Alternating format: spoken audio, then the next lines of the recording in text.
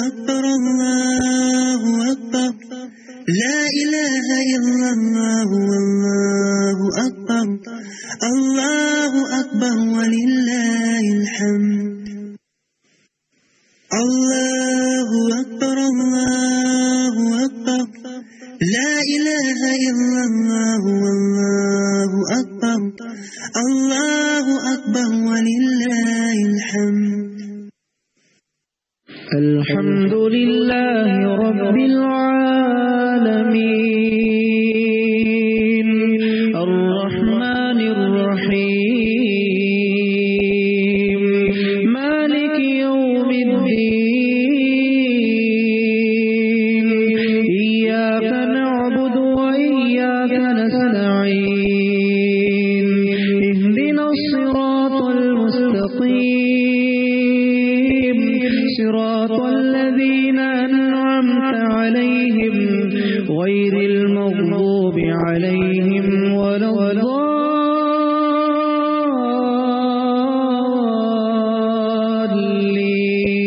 الضالين آمين.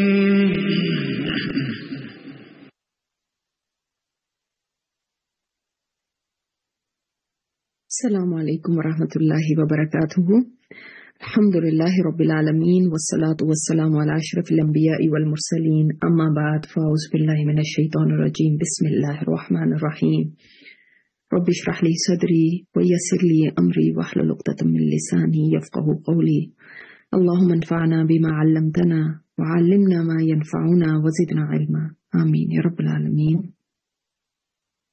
کل ہم نے دلوں کی سختی کے بارے میں بات کی تھی اور امید ہے کہ آپ لوگوں نے دیکھا ہوگا، جائزہ لیا ہوگا اپنے دلوں کا کہ کہیں یہ سمٹمز ہمارے اندر تو نہیں ہے، اور اگر ہیں تو بہت ضروری ہے کہ ہم ان کی وجوہات کو دیکھیں، کیا ریزنز ہیں کہ ہم یہاں تک پہنچے، اور اسی کے ساتھ علاج بھی ہوگا.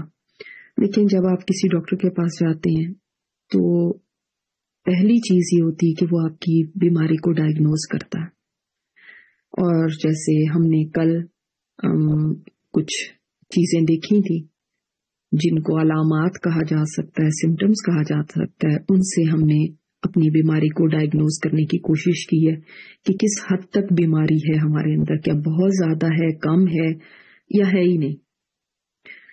اگر ہمیں لگتا ہے کہ بیماری ایک فرسٹ سٹیج کی ہے یا سیکنڈ سٹیج کی ہے یا بہت بڑھ گئی ہے، جو بھی حالات ہیں ہمارے، اس کے مطابق اب کیا ہوگا؟ سیکنڈ چیز کہ دوا کے ساتھ ساتھ پرہیز بھی ہوگا. پرہیز ڈاکٹر آپ کو کن چیزوں سے کرتا ہے؟ وہ کہتا ہے کہ آپ مثال کے طور پہ چکنائی کھاتے تھے، اب وہ چھوڑ دیں. آپ میٹھا بہت کھاتے تھے تو میٹھا چھوڑ دیجئے. آپ بہت زیادہ یعنی بیٹھ کے کام کرتے تھے تو اب آپ ایکسرسائز کرنا شروع کر دیں. اس طرح کی چیزیں بتاتا ہے، یعنی کچھ چیزوں کو منع کر دیتا ہے، ان سے پرہیز بتاتا ہے اور ساتھ ساتھ دوا دیتا ہے. تو آج ہم اسباب دیکھیں گے کہ کیا چیزیں ہم کرتے تھے جن کو ہم نے روکنا ہے اور پھر ساتھ دوا بھی شروع کرنی ہے. ٹھیک ہے، تو اب جو چیزیں اسباب میں آتی ہیں یا جن کی وجہ سے یہ ہماری بیماری وجود میں آئی، جیسے آپ دیکھتے ہیں کہ ایک بندے کو ہارٹ کی پرابلم ہو گئی تو آپ آئلی چیزیں بہت کھاتے تھے، فرائیڈ بہت کھاتے تھے، تو جس کی وجہ سے تو اب اس کو چھڑایا گیا نا. اسی طرح ہم جب وجوہات دیکھیں گے نا یہاں پہ، تو آپ دیکھیں ہو سکتا ہے ان میں سے ایک وجہ آپ کے اندر ہو یا دو وجوہات ہوں جس کی بنا پہ یہ بیماری شروع ہوئی ہے. اب ان چیزوں کو ہم نے روکنا ہے، ان سے ہم نے پرہیز کرنا ہے. تو پہلی چیز ہم دیکھتے ہیں وہ یہ ہے کہ جس وقت انسان ایمانی ماحول سے دور رہتا ہے تو اس کا دل سخت ہونا شروع ہو جاتا ہے. یعنی انسان اگر ایسے ماحول میں اٹھتا بیٹھتا ہے، اپنا دن گزارتا ہے جہاں پہ ہر طرف لوگ غفلت کا شکار ہیں، جہاں پہ یا تو لوگ کافر ہیں، یہ بھی ہو سکتا ہے، اور بعض جگہ ہماری مجبوری ہوتی ہے، جیسے ہم ایسی جگہ پہ جاب کر رہے ہوتے ہیں یا ایسے لوگوں کے ساتھ کاروبار کر رہے ہوتے ہیں، مگر اس کے بعد بھی پھر ضروری یہ تھا کہ اگر ہم نے پورا دن ایسے لوگوں کے ساتھ گزارا تو اب ہم اپنی ایمان کی ڈوز لینے کے لیے ایسے لوگوں کے پاس جاتے جہاں پر ہمیں ایمان بڑھتا ہوا محسوس ہوتا ہے، جہاں پہ ہمارا ایمان تر و تازہ ہو جاتا ہے. لیکن جب ہم نے اس کا اہتمام نہیں کیا اور مسلسل ہم کفر کے ماحول میں رہے یا غفلت جہاں پہ لوگوں میں بہت چھائی رہتی ہے ان کے اندر رہے، تو آہستہ آہستہ ہمارا دل سخت ہونا شروع ہو گیا۔ لہذا اب ایسی جگہ جہاں پہ تو ہماری مجبوری ہے کہ ہم نے وہاں پہ رہنا ہے، جیسے میں نے آپ کو کہا کہ کام کاروبار ہیں، تو اس کے بعد ہم اہتمام کریں کہیں سے ایمانی ڈوز لینے کی۔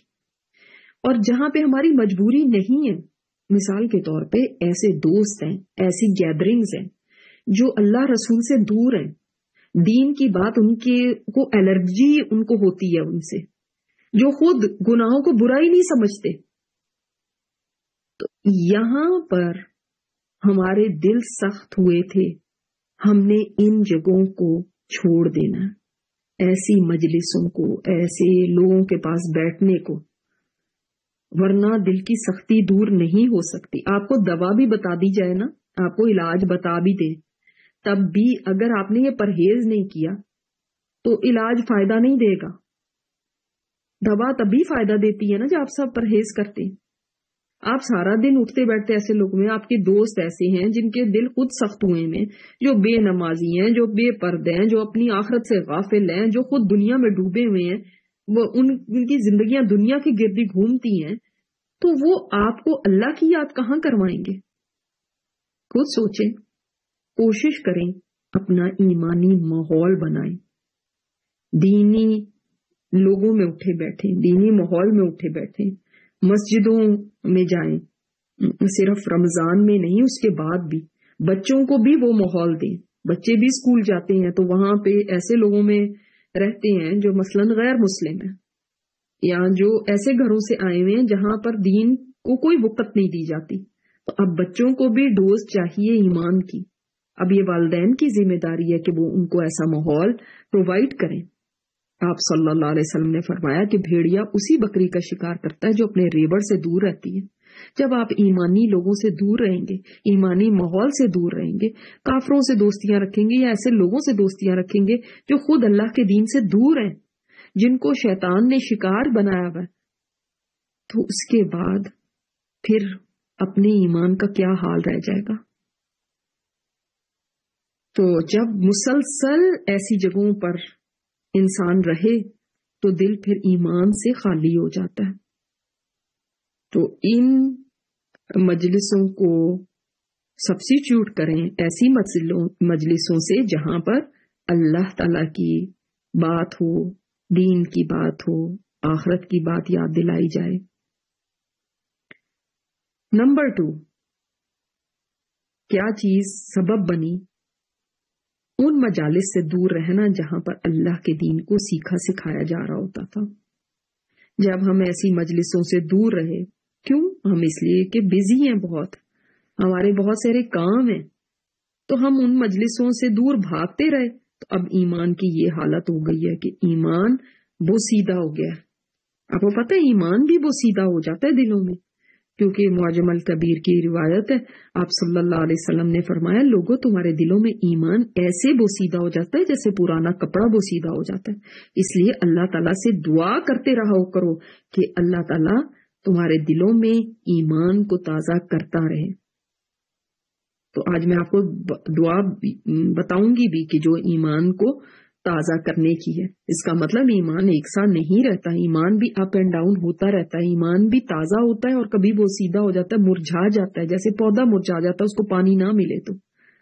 آپ اگر ایمان کی مجلسوں سے، دین کی مجلسوں سے دور رکھیں گے اپنے دل کو تو کیا ہوگا؟ ایسے ہی جیسے پودا مرجھا گیا اسی طرح ایمان بھی مرجھا جائے گا۔ اس کو بھی تو غذا چاہیے، ایمانی غذا ملی نہیں تو کیسے یہ پروان چڑھے گا؟ تو اگر دل دور ہے، اگر انسان ایسی جگہ سے غذا نہیں لے رہا، تو اب اپنے آپ کو ایسی مجلسوں میں لے کر جائیں، ایسی جگہوں پر بٹھائیں جہاں پر ایمان کی غذا ملتی ہو، جہاں پر آپ کے لیے نیکی کے مواقع ہوں، جہاں پر گناہوں سے بچنے کی ترغیب دی جاتی ہو۔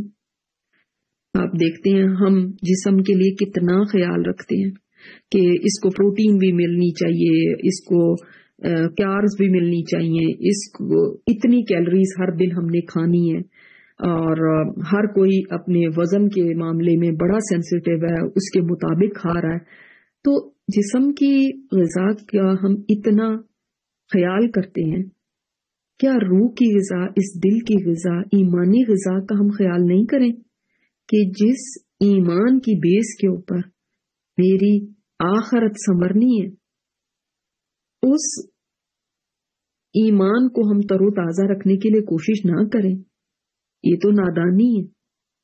جو مجلسیں دل کو اللہ کی یاد سے دور کرنے والی ہیں ان کو چھوڑ دیں، اور وہ دوست اور وہ مجلسیں اپنائیں جہاں سے دل کو ایمان کی غذا ملتی رہے۔ اسی طرح تیسری چیز یہ ہے کہ گناہوں کا کثرت سے ارتکاب کرنا، خاص کر کبیرہ گناہوں کا۔ جب بار بار انسان گناہ کرتا ہے نا تو دل زنگ آلود ہو جاتا ہے، پھر دل سخت ہو جاتا ہے۔ جیسے حدیث میں آتا ہے کہ مومن جب گناہ کرتا ہے تو اس کے دل پہ سیاہ دھبا لگ جاتا ہے، اگر توبہ کر لے تو اللہ تعالیٰ اس کو معاف کر دیتا ہے، اس داغ کو اللہ تعالیٰ دھو دیتا ہے۔ اور اگر انسان توبہ نہیں کرتا، جیسے کہ بعض دفعہ انسان توبہ سے بہت ہی غافل رہتا ہے، سستی کرتا ہے توبہ کرنے میں، اور یہ سوچتا رہتا ہے کر لیں گے اور مزید گناہ کرتا رہتا ہے، تو یہ جو سیاہ دھبا ہے یہ پھیلتا جاتا ہے، حتیٰ کہ سارا جسم اس سے سارا دل اس سے سیاہ ہو جاتا ہے۔ اور جب پورا دل سیاہ ہو جاتا ہے تو پھر اس میں کچھ خیر کی گنجائش نہیں رہتی۔ لہذا انسان کوشش کرے کہ گناہ اگر ہو گیا تو پھر انسان فوراً توبہ کی طرف آئے، توبہ میں کبھی ڈیلے نہ کرے، توبہ کے معاملے میں کبھی اس کو ٹالے نہیں، اور شیطان کے بہکاوے میں نہ آئے۔ چوتھی چیز یہ ہے جو سبب بنتی ہے دل کی سختی کا اور جس سے پرہیز ضروری ہے، وہ ہے دنیا میں ہی ڈوب جانا، یعنی دنیا میں پیسہ کمانے کے اندر اتنا مگن ہو جانا کہ اپنی آخرت کو بالکل پیچھے ڈال دینا۔ رزق کمانا منع نہیں ہے، بلکہ عین عبادت ہے۔ انسان رزق حلال کماتا ہے تو وہ بھی عبادت ہے، لیکن اسی کو سب کچھ سمجھ لینا، نہ نماز کا ٹائم مل رہا ہے، نہ قرآن پڑھنے کا، نہ اولاد کی تربیت کرنے کا، نہ ہی اپنے دین کے کسی کام کا، بس بھاگ دوڑ سارا دن کیا ہے دنیا کی، اسی کے پیچھے لگے ہوئے، تو یہ تب بھی دل سخت ہو جاتے ہیں۔ اللہ تعالیٰ نے قرآن کریم میں فرمایا، اے ایمان والو، کہیں اللہ کا دیا ہوا مال اور اولاد تمہیں اللہ سے غافل نہ کر دے۔ انہی چیزوں کے پیچھے لگ کے انسان اللہ تعالیٰ سے غافل ہو جاتا ہے۔ تو انسان کو تنبیہ کی گئی، وارن کیا گیا کہ یہ نہ ہو کہ یہ مال تمہیں اتنا اپنے اندر مشغول کر لے، اس کو کمانا کہ بس دن رات جاب، بزنس، اس کی دھن، دکان ہے یا کاروبار ہے، جو بھی ہے اسی کی مصروفیات اتنی زیادہ ہیں کہ کھانا کھاتے ہوئے بھی ساتھ فون رکھا ہوا اور اسی میں مگن ہے، وہی دماغ پہ چھایا ہوا ہے، گھر پہ ہیں یا دفتر میں ہیں، دھیان ایک ہی طرف ہے۔ بہت کچھ ہے مگر اور کی دوڑ ہے۔ بچوں کے لیے بنا لوں، ہر ایک کے لیے ایک پلاٹ چھوڑ جاؤں، وہاں انویسٹمنٹ کر لوں، 9 اور 99 کے چکر میں پڑے ہوئے ہیں، اور یہ یاد ہی نہیں ہے کہ آخرت بھی کوئی ہے اور وہاں کے لیے بھی کوئی تیاری کرنی ہے، تو پھر دل سختی ہوں گے اور کیا ہوگا۔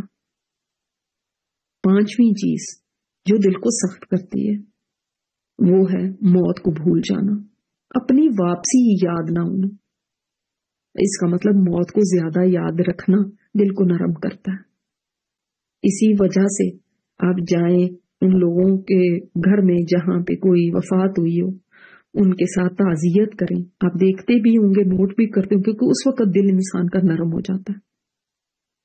آپ صلی اللہ علیہ وسلم نے بھی فرمایا کہ کثرت سے لذتوں کو توڑنے والی کو یاد کرو۔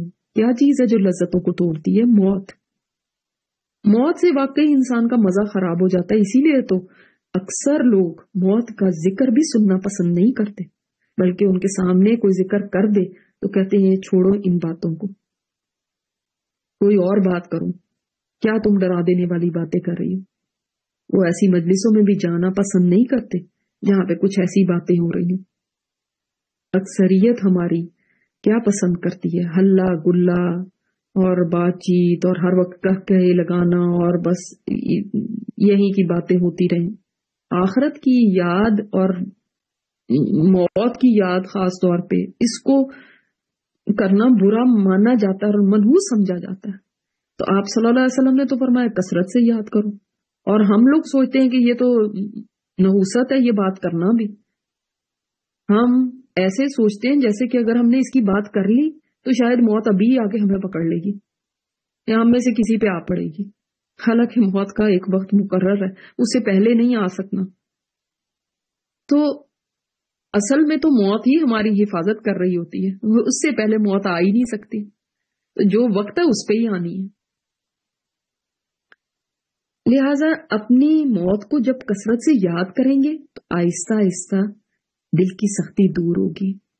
تو ایسی باتیں کریں یا ایسی چیزوں کو سوچیں کہ جب میں مر جاؤں گی تو کیا ہوگا. قبرستان کی زیارت کریں. آپ صلی اللہ علیہ وسلم نے فرمایا قبروں کی زیارت کیا کرو، کیونکہ قبروں کی زیارت انسان کے دل کو نرم کرتی ہے، اور قبروں کی زیارت سے انسان کی آنکھوں سے آنسو رواں ہو جاتے ہیں. واقعی جب قبرستان انسان جاتا ہے تو کس لیے جانا چاہیے؟ آخرت کی یاد کے لیے جانا چاہیے. اس کے لیے جانا چاہیے کہ دل کی سختی دور ہو جائے. وہاں جائیں اور سوچیں کہ دیکھو یہ بھی تو ایک دن میری طرح ہی چلتے پھرتے تھے، آج دیکھو کہاں پہنچ گئے. اب یہ کوئی نیکی نہیں کر سکتے، اب اپنے عمل میں کچھ بھی اضافہ نہیں کر سکتے، میرا بھی یہی ٹھکانہ ہے. تو پھر یہ دنیا کی لذتیں بھی انسان کو اٹریکٹ اس طرح سے نہیں کریں گے. پھر انسان دنیا میں ڈوبنے سے بچ جائے گا اگر وہ اپنی موت کو یاد رکھے گا. کسی میت کو غسل دینے میں شریک ہو جائیں، کسی کے جنازے کو اٹینڈ کر لیں، اس سے بھی موت کی یاد آتی ہے. تو اگر ویسے نہ آئے تو چاروں ناچار ایسی جگہوں پر تو آ ہی جاتی ہے. لہٰذا ایسی جگہوں پر جائیں اور یاد کریں اپنے انجام کو بھی. اسی طرح ایک بات جو دل کو سخت کرتی ہے اور جو ہمارے ہاں بہت مرغوب ہے وہ ہے بہت زیادہ ہنسنا. آپ صلی اللہ علیہ وسلم نے فرمایا بہت زیادہ ہنسا نہ کرو. زیادہ ہنسنا دل کو مردہ کر دیتا ہے. یعنی ہر وقت ہی بس ہنسی مزاق چٹکلے چھوڑتے رہنا، کبھی سیریس ہی نہ ہونا، اور ہم سوچیں اس میں کیا حرج ہے، اور اس شغل میلے کو ہم بہت پسند کرتے ہیں. لیکن یہ کوئی پسندیدہ بات نہیں ہے، کیونکہ جو ہر وقت ہنستا رہتا ہے کبھی سیریس ہی نہیں ہوتا، وہ کیسے اپنی آخرت کے بارے میں سیریس ہوگا؟ وہ کیسے اپنے انجام کا کبھی سوچ پائے گا؟ وہ تو بس ہنسی مذاق میں ہی رہتا ہے. تو یہ بہت اونچے اونچے کہکہے لگانا بھی پسندیدہ نہیں. آپ صلی اللہ علیہ وسلم نے کبھی ایسے کہکہے نہیں لگائے تھے.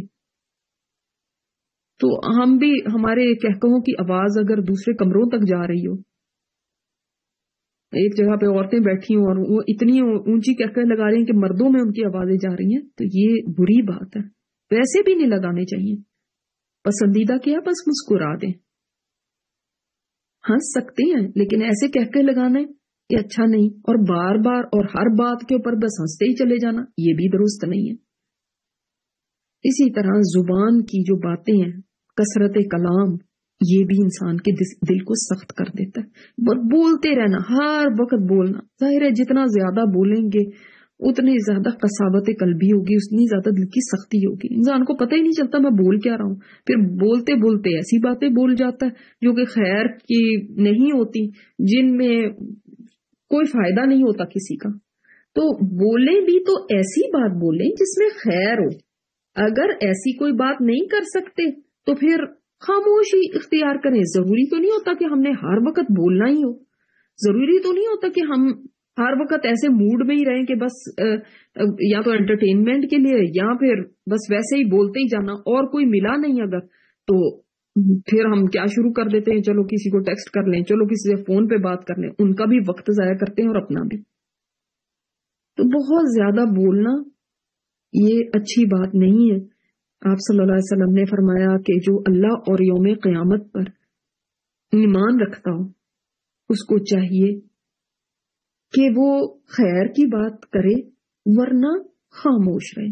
خیر کی بات وہ ہے جس میں کسی کا فائدہ ہو، جس میں کوئی خیر ہو، کوئی بھلائی کی بات ہو، کوئی آخرت کی بات ہو، کوئی اللہ کا ذکر ہو، یا کوئی چلو دنیاوی کوئی فائدے کی بات ہو، تو پھر تو انسان کرے. بس یوں ہی بولتے چلے جانا، اس کے اوپر کوئی بات لگا دی، اس کے اوپر کوئی بات لگا دی، یہ درست نہیں ہے. تو جب آپ خیر کی باتیں بولیں گے یا کم بولیں گے تو آپ دیکھیں گے کہ اس سے بھی دل نرم ہوتا ہے، دل کی سختی دور ہوتی ہے. ضرورت کی بات کرنا سیکھ جائیں اگر ہم. اسی طرح ایک اور چیز جو دلوں کو بہت سخت کرتی ہے وہ ہے لوگوں میں بہت زیادہ وقت گزارنا اور اللہ تعالیٰ کے ساتھ تنہائی میں کم وقت گزارنا.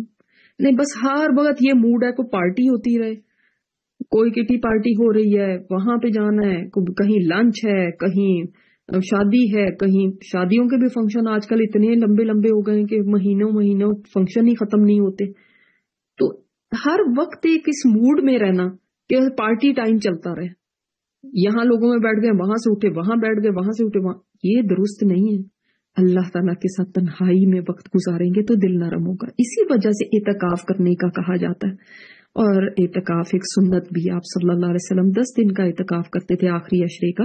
تو اعتکاف جو کر سکتا ہے وہ اعتکاف کرے تاکہ تنہائی میں بھی کچھ دن اور رات اللہ تعالیٰ کے ساتھ گزرے. اور اعتکاف کا مطلب یہ نہیں کہ اس کے بعد بھی فون پاس رکھ لیں اور ٹیکسٹنگ کرتے رہیں، تو کیا فائدہ پھر؟ اگر آپ نے لوگوں سے ہی رابطے میں رہنا ہے یا جو ساتھ اعتکاف میں بیٹھے ہوئے ہیں ان لوگوں کو ڈسٹرب کرتے رہنا ہے اور ان کے ساتھ گپ شپ کرتے رہنا ہے اور یہاں پہ ایک موڈ بنا لیا پارٹی کا کہ چلو اب مسجد میں پارٹی شروع ہو جائے، تو اس کا کیا فائدہ؟ وہ تو اعتکاف نہیں ہے. اعتکاف تو ہے یہ کہ اللہ کے ساتھ لا لگائی جائے. تو جب ہمیں بہت زیادہ شوق ہو جاتا ہے نا ملنے جلنے کا، سوشلائزنگ کا، ادھر بھی دوست ہیں ادھر بھی دوست ہیں، ادھر فن، راتوں تک لوگوں کے ساتھ بیٹھے ہوئے گپ شپ ہو رہی ہے، پھر لیٹ نائٹس ہوتے ہیں، پھر فجر رہ جاتی ہے، تہجد رہ جاتی ہے، یہ بھی دل کو سخت کر دیتا ہے. تو تھوڑی سوشلائزنگ کم کریں. ضروری نہیں انسان ہر وقت ہلے گلے اور پارٹی موڈ میں رہے. اللہ تعالیٰ کے ساتھ وقت گزارنے کو تبھی ملے گا نا جب لوگوں سے تھوڑی کنارہ کشی کریں گے. لوگوں سے کنارہ کشی ہوتی ہی نہیں، ہر وقت لوگوں کے گرد ہوتے ہیں اور بلکہ اس کو ناپسند کرتے ہیں کہ میں اکیلی ہوں، اب فلاں میرے پاس آ جاؤ یا میں کہیں چلی جاؤں، میرا تو اکیلے دل ہی نہیں لگتا. دل کیوں نہیں لگتا؟ اس لیے کہ اللہ کے ساتھ دل لگا ہی نہیں ہوا. اللہ تعالیٰ کی یاد میں دل لگتا ہی نہیں، لوگوں میں لگتا ہے، بس شور و غل میں لگتا ہے. تو ہمارے اسلاف کو دیکھیں وہ تنہائیاں کتنی پسند کرتے تھے، کیونکہ وہ تنہائیوں میں اللہ سے لو لگاتے تھے. اسی طرح جو حرام مال کھانا ہے نا وہ بھی ایک سبب بن جاتا ہے انسان کے دل کی سختی کا. اس سے بھی دل میں سختی آ جاتی، تو حرام روزی کو چھوڑ دیں. اب اور یہ تو کچھ پرہیز تھے، اب کیا ہے علاج؟ سب سے پہلی بات یہ اللہ کے ذکر کی کثرت کریں. شروع میں مشکل لگے گا اس لیے کہ دل سخت ہے، شروع میں تھکیں گے، لیکن کرتے جائیں، دل نرم ہو جائے گا. موسیٰ علیہ السلام نے اللہ تعالیٰ سے شکایت کی تھی کہ میرا غصہ بہت آتا ہے طبیعت کے اندر. تو اللہ تعالیٰ نے فرمایا جب غصہ آئے تو تم بہت زیادہ ذکر میں مشغول ہو جایا کرو، تو میرا ذکر کرو گے غصہ چلا جائے گا. واقعی آپ اعوذ باللہ پڑھیں تو غصہ بھی چلا جاتا ہے. تو یہ ذکر اللہ کی برکت ہے، اس سے دل بھی نرم ہو جائے گا، شیطان کا غلبہ بھی نہیں ہوگا. شیطان اس دل سے بھاگ جاتا ہے جہاں پہ اللہ کا ذکر ہوتا ہے. دوسری چیز آپ صلی اللہ علیہ وسلم نے جو علاج کی بتائی ہے وہ یتیم کی کفالت، یتیم کے سر پہ ہاتھ رکھنا. ایک آدمی آیا تھا آپ صلی اللہ علیہ وسلم کے پاس اور اس نے سوال کیا تھا کہ میرا دل سخت ہو گیا اور میرے معاملات سخت ہیں، تو میں کیا کروں؟ تو آپ صلی اللہ علیہ وسلم نے فرمایا کہ تم یتیم کے سر پہ ہاتھ رکھو، یعنی اس کی خیر خواہی کرو، اس کی نگہداشت کرو، اس کی ضروریات کو پورا کرو، اس کی سرپرستی کرو. تو کسی یتیم سے ملیں، اس کے ساتھ بات چیت کریں، اس کی ضروریات کو پوچھیں، اس کے ساتھ بیٹھیں، اس کے سر پہ ہاتھ رکھیں، آپ کا دل نرم ہوگا. اسی طرح ایک اور علاج جو اس میں ہے وہ یہ ہے استغفار بہت کریں، بہت کریں. اکیلے بیٹھ کے بھی روئیں. انسان اپنے گناہوں کو جب سوچتا ہے نا تو رونا آتا ہے. نہ آئے رونا تو کوئی بات نہیں. ابھی دل سخت ہے، نہیں آ رہا رونا، کوئی بات نہیں. رونے جیسی صورت ہی بنا لیں. اور دل نہیں بھی لگ رہا تب بھی بیٹھیں اور اللہ تعالی سے بات چیت کریں، اپنے گناہوں کا سوچیں اور زبان سے بھی استغفار کرتے رہیں. جو مسنون دعائیں وہ بھی آپ مانگیں، لیکن ساتھ ساتھ اپنی زبان میں بھی اللہ تعالی کے سامنے شرمندگی کا اظہار کریں. اپنی زبان میں بھی اللہ تعالی کے سامنے اپنے دل کا حال رکھیں. یہ ضروری ہے. پھر ایک اور چیز جو ہم کر سکتے ہیں، چوتھی، وہ یہ ہے نوافل کی کثرت کیجیے. نفل زیادہ پڑھیں اور اکیلے میں پڑھنے کی کوشش کریں. کسی کے سامنے نہ پڑھیں، کیونکہ جب سامنے پڑھتے ہیں تو انسان کو یہ ہوتا ہے کہ فلاں مجھے دیکھ رہا ہے، یا دیکھو اس کو بھی، وہ بھی سوچے گا کہ میں کتنے نفل پڑھتی ہوں. نہیں، اکیلے میں پڑھیں. ایک اور چیز یہ کہ قرآن کریم کا ترجمہ سیکھیں، سمجھیں، اس کی کوئی کلاسز جوائن کر لیں، کوئی کورس جوائن کر لیں. اس سے آپ کو دیکھیں گے کہ بہت فائدہ ملے گا.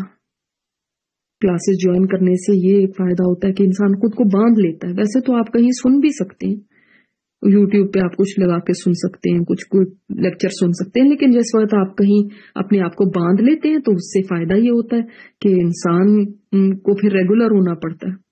ورنہ تو آج سنا کل بھول گئے، کل کسی اور چیز میں مصروف ہو گئے. تو قرآن کریم کو سیکھنے سمجھنے سے دل نرم ہوتا ہے، کیونکہ قرآن میں خود آیا کہ قرآن شفا ہے. قرآن میں غور و فکر کریں گے نا تو دل کی سختی دور ہوگی. قرآن کی کوئی آیت دل کو لگے گی، اور جب دل کو لگے ٹھہر جائیں وہاں پہ، دعائیں مانگیں. اور جو کہیں سیکھ نہیں سکتے جا کے تو وہ آن لائن کورس لے لیں. آن لائن کورسز بھی کتنے آسان ہو گئے. سب کے پاس موبائل فونز ہیں، ان پر ساری دنیا کی اگر باتیں ہوتی ہیں تو ان کے اوپر قرآن بھی سیکھا جا سکتا ہے. تو قرآن کریم کو سیکھنے کے لیے ارادہ کر لیں. اور ہمارے ادارے سے تو فری کلاسز دی جاتی ہیں قرآن کریم کی، تفسیر کی، ترجمے کی.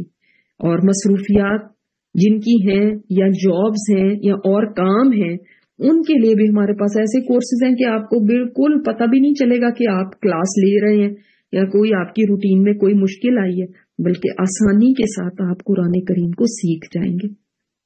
اس سے آپ دیکھیں گے، جب آپ قرآن سیکھیں گے، تفسیر اس کی سنیں گے، آپ دیکھیں گے آپ کے دل پہ کتنا اثر ہونے لگتا ہے.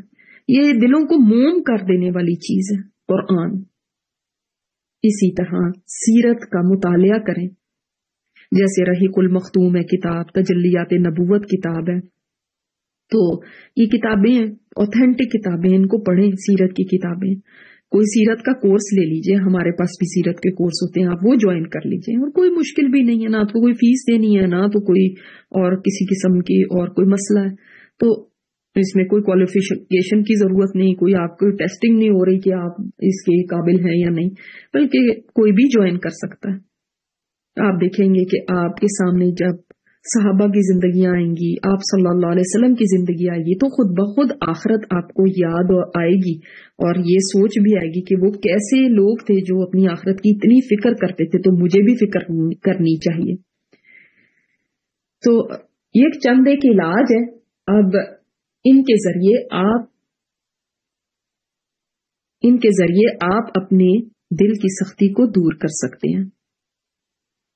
آج کی جو دعا ہے وہ بھی ایسی دعا ہے کہ جس میں ہم یہی مانگیں گے کہ اے اللہ ہمارے ایمانوں کی تجدید کر دے ہمارے دلوں میں. اللہم جدد الایمان فی قلوبنا. اے اللہ ہمارے دلوں میں ایمان کی تجدید کر دے، اس کو ریفریش کر دے ہمارے ایمان کو، تو تاکہ ہمارا جو ایمان مرجھایا ہوا ہے وہ دوبارہ واپس زندہ ہو جائے. آج کا جو ذکر ہے بہت ہی پیارا ذکر ہے اور بہت ہی مختصر ذکر ہے، اور یہ ذکر ہے سبحان اللہ و بحمدہ، جو 100 دفعہ یہ ذکر کرتا ہے اگر سمندر کی جھاگ کے برابر بھی گناہ ہو تو آپ صلی اللہ علیہ وسلم نے فرمایا کہ وہ معاف ہو جائیں گے۔ اور سمندر کی جھاگ سے کیا مطلب ہے؟ یعنی جیسے سمندر کی موجیں بار بار آ کے ساحل سے ٹکراتی ہیں نا، اسی طرح انسان کے گناہ بھی ہیں، بار بار اس سے گناہ ہو جاتے ہیں، اور اتنے زیادہ گناہ ہیں جیسے موجیں ہیں، ایک کے بعد ایک موج، ایک کے بعد ایک موج۔ آپ نے دیکھا نا سمندروں میں بار بار موجیں آتی ہیں، تو اسی طرح انسان کے گناہ ہے اور گناہوں کا سلسلہ ہے۔ تو اتنے سارے گناہ بھی اگر ہو گئے ہیں، ساری زندگی کے بھی گناہ ہیں، تو اللہ تعالیٰ وہ بھی معاف کر دے گا، وہ بڑا رحم کرنے والا ہے۔ وہ تو زمین و آسمان کے خلا بھی کوئی بھر دے گناہوں سے، جانتے ہیں کتنا بڑا خلا ہے زمین اور آسمان کے درمیان، 500 سال کی مسافت ہے، اتنے بھی گناہ کر لے، اور اتنے گناہ ظاہر ہے کوئی انسان نہیں کر سکتا، لیکن کوئی اتنے بھی گناہ کر دے تو اللہ تعالیٰ فرماتا ہے کہ بس شرک نہ کیا ہو تو اللہ تعالیٰ معاف فرما دے گا۔